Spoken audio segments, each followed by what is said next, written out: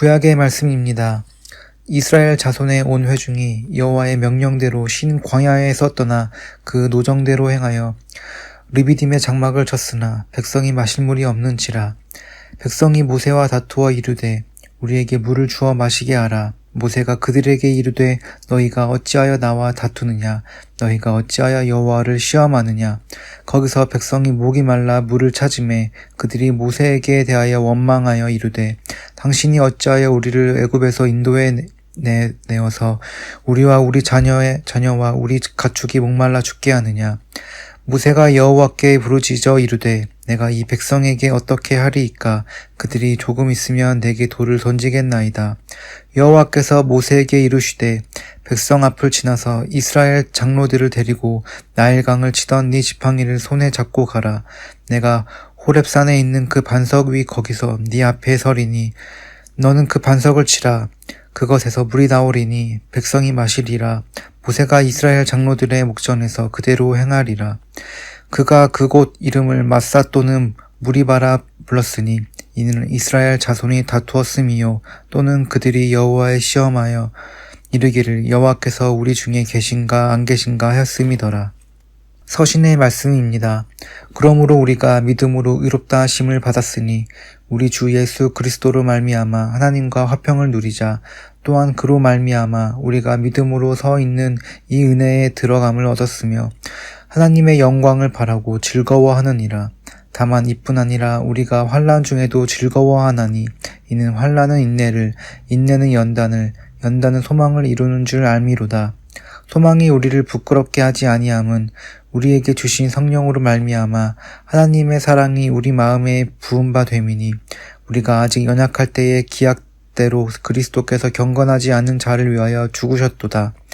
의인을 위하여 죽은 자가 쉽지 않고 선인을 위하여 용감히 죽은 자가 혹 있거니와 우리가 아직 죄인 되었을 때에 그리스도께서 우리를 위하여 죽으심으로 하나님께서 우리에 대한 자기의 사랑을 확증하셨느니라. 그러면 우리가 그의 피로 말미암아 의롭다 하심을 받았으니 더욱 그로 말미암아 진노하심에서 구원을 받을 것이니 곧 우리가 원수 되었을 때에 그의 아들의 죽으심으로 말미암아 하나님과 화목하게 되었은즉 화목하게 된 자로서는 더욱 그의 살아나심을 말미암아 구원을 받을 것이니라. 그뿐 아니라 이제 우리로 화목하게 하신 우리 주 예수 그리스도로 말미암아 하나님 안에서 또한 즐거워하느니라. 복음의 말씀입니다. 사마리아에 있는 수가라 하는 동네에 이르시니 야곱이 그 아들 요셉에게 준 땅이 가깝고 거기 또 야곱의 우물이 있더라. 예수께서 길 가시다가 피곤하여 우물 곁에 그대로 앉으시니 때가 6시쯤 되었더라. 사마리아 여자 한 사람이 물을 길르러 왔음에 예수께서 물을 좀 달라 하시니 이는 제자들이 먹을 것을 사러 그 동네에 들어갔음이리라. 사마리아 여자가 이르되 당신은 유대인으로서 어찌하여 사마리아 여자인 나에게 물을 달라 하나이까 하니 이는 유대인이 사마리아인과 상종하지 아니함이로라. 예수께서 대답하여 이르시되 네가 만일 하나님의 선물과 또 네게 물을 좀 달라 하는 이가 누구인 줄 알았더라면 네가 그에게 구하였을 것이요 그가 생수를 내게 주었으리라. 여자가 이르되 주여 물 기를 그릇이 없고 이 우물은 깊은 데 어디서 당신이 그 생수를 얻게 싸움나이까. 우리 조상 야곱이 이 우물을 우리에게 주셨고 또 여기서 자기와 자기 아들들과 짐승이 다 마셨는데 당신이 야곱보다 더 크니이까. 예수께서 대답하여 이르시되 이 물을 마시는 자마다 다시 목마르려니와 내가 주는 물을 마시는 자는 영원히 목마르지 아니하리니라. 내가 주는 물을 그 속에서 영생하도록 솟아나는 샘물이 되리라. 여자가 이르되 주여 그런 물을 내게 주사 목마르지 않고 또 여기 물을 길르러 오지 않게 하옵소서. 이르시되 가서 네 남편을 불러오라. 여자가 대답하여 이르되 나는 남편이 없나이다. 예수께서 이르시되 네가 남편이 없다 하는 말이 옳도다. 너에게 남편이 5 있었고 지금 있는 자도 네 남편이 아니니 네 말이 참되도다. 여자가 이르되 주여 내가 보니 선지자로소이다. 우리 조상들은 이 산에서 예배하였는데 당신들의 말은 예배할 곳이 예루살렘에 있다 하더이다. 예수께서 이르시되 여자여 내 말을 믿으라. 이 산에서도 말고 예루살렘에서도 말고 너희가 아버지께 예배할 때가 이르리라. 너희는 알지 못하는 것을 예배하고 우리는 아는 것을 예배하노니 이는 구원이 유대인에게서 남이라. 아버지께 참되게 예배하는 자들은 영과 진리로 예배할 때가 오나니 곧 이때라. 아버지께서는 자기에게 이렇게 예배하는 자들을 찾으시니라. 하나님은 영이시니 예배하는 자가 영과 진리로 예배할지니라. 여자가 이르되 메시아 곧 그리스도라 하는 이가 오실 줄을 내가 아노니 그가 오시면 모든 것을 우리에게 알려주시리이다. 예수께서 이르시되 내게 말하는 내가 그라 하시니라. 이때 제자들이 돌아와서 예수께서 여자와 말씀하시는 것을 이상히 여겼으나 무엇을 구하시나이까 어찌하여 그와 말씀하시나이까 묻는 자가 없더라. 여자가 물동이를 버려두고 동네로 들어가서 사람들에게 이르되 내가 행한 모든 일을 내게 말한 사람을 와서 보라. 이는 그리스도가 아니냐 하니 그들이 동네에서 나와 예수께로 오더라. 그 사이에 제자들이 청하여 이르되 라삐어 잡수소서. 이르시되 내게는 너희가 알지 못하는 먹을 양식이 있느니라. 제자들이 서로 말하되 누가 잡수실 것을 갖다 들었는가 하니 예수께서 이르시되 나의 양식은 나를 보내신 이의 뜻을 행하며 그의 일을 온전히 이루는 이것이니라. 너희는 넉 달이 지나야 추수할 때가 이르겠다 하지 아니하느냐. 그러나 나는 너희에게 이르노니 너희 눈을 들어 밭을 보라. 희어져 추수하게 되었도다. 거두는 자가 이미 삭도 받고 영생에 이르는 열매를 모으나니 이는 뿌리는 자와 거두는 자가 함께 즐거워하려 함이라. 그런즉 한 사람이 심고 다른 사람이 거둔다 하는 말이 옳도다. 내가 너희로 노력하지 아니한 것을 거두러 보내었노니 다른 사람들은 노력하였고 너희는 그들이 노력한 것에 참여하였느니라.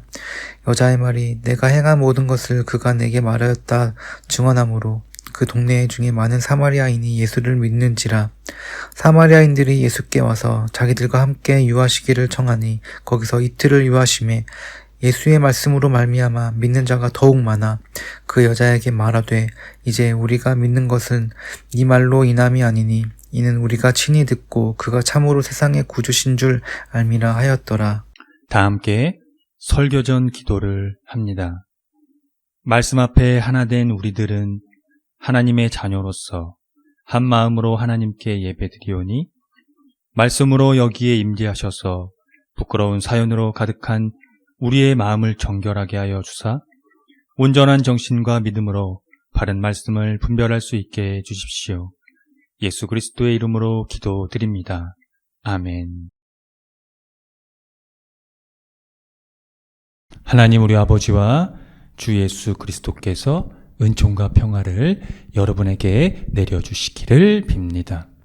이스라엘이 출애굽 이후 홍해를 건넌 수르 광야를 들어갔을 때 그들은 사흘을 걸어 광야로 갔지만 먹을 물을 얻지 못했습니다. 그러자 백성들은 모세에게 먹을 물이 없다며 원망을 했습니다. 그래서 그곳의 이름을 마라라고 불렀습니다. 이와 유사한 유형의 민담은 또 한번 오늘 본문을 통해 이어집니다. 르비딤에 진을 친 이스라엘 백성은 거기서도 마실 물이 없게 되자 모세에게 먹을 물을 달라고 대들었습니다. 그들의 원망이 가관인 것은 이럴 거면 왜 애굽에서 데리고 나왔냐는 식이었습니다. 그들이 여기서 모세에게 대든 것은 문자적으로 단순히 모세에게 대든 것이 아니라 그들의 이 원망이 하나님을 향하는 것이었기 때문입니다.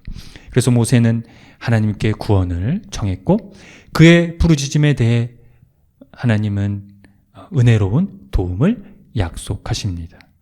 하나님은 약속의 장소에서 바위 위에 나타나셔서 그분의 임재의 의미로 물 공급의 기적을 일으키셨습니다. 그 후 모세는 그곳의 이름을 마사 또는 무리바라고 불렀습니다. 이스라엘 자손이 주님께 대들었고 주님을 시험했다는 것이 그 의미입니다. 그곳의 이름을 이런 의미를 담아 부른 이유는 이스라엘 자손들이 역사 안에서 행하시는 하나님을 기억하게 하기 위해서였습니다. 짧은 이야기지만 이 이야기는 이스라엘의 전반적인 내용을 담지하고 있습니다. 제사에는 관심이 없고 제밥에만 관심이 있다는 비유가 있듯이 지금 이스라엘의 역사가 딱 그런 식이었습니다. 그들은 노예 생활에서 해방시켜준 하나님이 누구이신가? 그가 누구이기에 우리를 애굽에서 건져내었는가? 그런 관심보다는 오로지 어떻게 먹고 살 것인가? 혹은 무엇을 먹고 살 것인가에만 집중하고 있었던 것입니다. 물론 인간이 여러분 살아가기 위해서 물은 절대적으로 필요합니다. 그래서 또 일도 해야 하고요. 거기서 얻어진 수입으로 생활도 해야 합니다. 이런 하나님에 대한 관심이요, 인간이 살아가기 위해서 물도 필요 없고 돈도 필요 없고 오직 신앙만 있으면 된다는 식으로 이해하면 곤란합니다. 여기서 성서 기자가 가리키는 것은요, 바로 이 생명의 원천을 말하는 것입니다.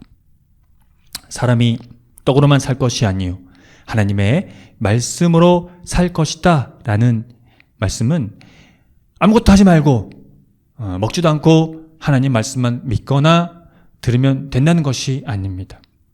노예에서의 해방, 이 죽음에서의 해방, 그 절대적이며 총체적인 구원, 그것에 대한 인간의 인지와 인식, 그리고 그런 인간의 반응을 필요로 한다는 것입니다. 그렇다면 이 생명의 원천은 구체적으로 무엇을 말하는 것일까요? 예수께서 이 사마리아를 통해 갈릴리로 가는 수가라는 마을에 가셨습니다. 그가 우물가에 앉으셨을 때 때마침 물을 기르러 나온 사마리아 여인을 만납니다.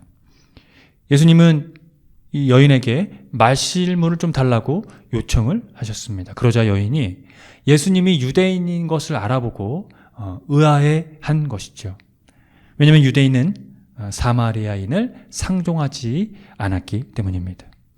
유대인들은 이 정결법의 관점에서요, 사마리아인의 딸들은 갓난아기 때부터 이 월경을 한다고 생각한 것이 고정되었습니다. 사실 말도 안 되는 얘기죠. 그러니까 이런 생각을 그들이 억지로라도 했었다는 이유입니다. 그러니까 대놓고 이런 프레임을 씌우면서 차별을 했다는 것이죠. 그것도 좋게 말해 차별이지 사실은 원수로 여겼을 정도였습니다. 그래서 아무리 사마리아 여인에 대해서 부정하지 않다고 확신 있게 말하는 사람이 없었다는 겁니다. 그들은 부정하지 않다, 그들이 정결하다라고 말하는 사람이 없었고요. 부정하다고 가정해버리는 것이 가장 안전하다고 생각을 해버린 것이죠. 따라서 유대인들은 사마리아인들과 함께 항아리를 사용하지 않는다는 원칙이 생겨난 것입니다. 사실 폭력이지요. 그러나 예수께서는 드러내놓고 이 원칙을 무시한 것입니다. 예수님은 사마리아 여인에게 생명의 물에 대해 소개하는 장면이 오늘 요한복음에 기록되어 있습니다. 예수님이 소개한 이 생명의 물은 다음과 같습니다. 이 물을 마시는 사람은 영원히 목마르지 않고 이 물이 그 사람 속에서 영생에 이르게 하는 샘물이 될 것이라고 하신 것입니다. 물은요, 제의적인 정결의 수단이었습니다. 그래서 물은 종교적인 의식의 물질적인 요소로 그들은 인식했습니다. 그런데 물이라는 이 물질적인 요소가 이렇게 변형됨으로써 성령의 요소와 결합됨으로써 물 자체가 초월적으로 됩니다. 궁극적으로 예수께서 주시는 물은 바로 그분 자체이기 때문입니다. 그래서 예수님은 사마리아 여인에게 너가 지금 하나님의 선물을 알고 물을 달라고 했던 자가 그러니까 예수님이겠죠? 예수님이 당신이 누구인지 알았다면 도리어 예수께 물을 달라고 너는 청했을 거라고 하셨습니다. 예수님이 말씀하신 이 하나님의 선물은요, 구약 영역 안에서, 그러니까 이스라엘 역사 안에서 토라를 가리킵니다. 토라는 다른 의미로 생명, 신선한, 흐르는 물을 가지고 있습니다. 하나님의 선물은 동시에 생명을 창조하고 유지하는 물을 뜻한다는 것입니다. 그러므로 물은 유일하게 생명을 제공하는 성령을 가리키게 된 겁니다. 왜냐하면 구약에서의 이 성령은요, 물질에 대립되는 이 존재의 질서가 아니라 생명을 주는 창조적인 활동력을 의미하기 때문입니다. 그래서 예수님과 사마리아 여인의 이 대화의 내용에서 결정적인 것은요, 참되게 예배드리는 사람들이 영과 진리로 아버지께 예배 드릴 때가 오는데 지금이 바로 그때이며, 하나님은 그렇게 예배를 드리는 사람들을 찾으신다는 것입니다. 여기서 이때는, 바로 그때는 올 것이며 동시에 이미 왔다는 것을 의미합니다. 신약 성서의 기자는요, 이 미래적인 종말론이 아니라 바로 실현된 종말론, 이 현재 시점에서 이 미래가 실현되었다라고 하는 이 종말론을 전제로 전승을 이어가게 된 것입니다. 즉, 그때를 임박하게 다가온 예수님의 고난과 예수님의 영광을 받을 때에서 이를 확인했기 때문입니다. 그것이 바로 그 증거가 되었다는 것이죠. 그래서 참된 예배가 예수님의 십자가와 부활에서 이루어졌다는 것을 그들은 경험했습니다. 예수님 자신이 진리이자 생명이고 하나님의 목적에 충실한 성취이며 하나님의 미래적인 선취이자 하나님의 구원의 현시이기 때문입니다. 그래서 사도 바울은 오늘 로마서에서 하나님께서 우리에게 주신 이 성령을 통하여 그의 사랑을 우리 마음속에 부어주셨다고 했습니다. 하나님이 우리를 위한 이 사랑의 확증은 우리가 아직 약하고 경건하지 않고 죄인 되었을 때 예수 그리스도께서 우리를 위하여 죽으신 것이 그 실체가 되었다는 의미입니다. 그러므로 우리는 예수 그리스도의 피로 의롭게 되었습니다. 또한 그것을 믿음으로 의롭다 하심을 얻게 되었습니다. 그래서 그로 말미암아 하나님과 더불어 평화를 누리게 된 것입니다. 이 평화는요, 평온을 의미하는 어떤 이런 상태를 말하는 것이 아니고요, 하나님과의 관계를 가리킵니다. 그래서 바울은 이것을 하나님과 화해라고 했습니다. 사랑하는 성도 여러분, 예수 그리스도께서 하나님과 더불어 평화를 누리게 한, 그 화평을 누리게 한, 화해를 누리게 하신 그 성령 안에서 이제 마실 물이 없는 것에 대해서 또는 재물이 부족한 것에 대해서 원망과 불평을 하지 마십시오. 원시 기독교인들은 이 하나님과 화해를 소망으로 품고 고통과 환난이 닥쳐올 때라도 그것을 당하는 중에도 즐거워했습니다. 이는 고통과 환난이 인내를 낳고 인내는 연단을, 연단은 소망을 낳는다는 것을 체험했으며 경험했으며 그래서 그것을 알았기 때문입니다. 이 소망이 우리를 결탄코 실망시키지 않는 것은 성령의 물이 우리 마음속에 하나님의 사랑을 부어주시기 때문입니다. 예수 그리스도의 십자가와 부활 사건을 원수들을 의롭게 만들므로 규정하고 예수 그리스도의 순종하심으로 가져온 평화를 이 구원 사건의 목표로 우리의 신앙과 우리의 삶의 자리에서 규정할 때 하나님과 화해한 자들에게는 미래는 더 이상 두렵지 않습니다.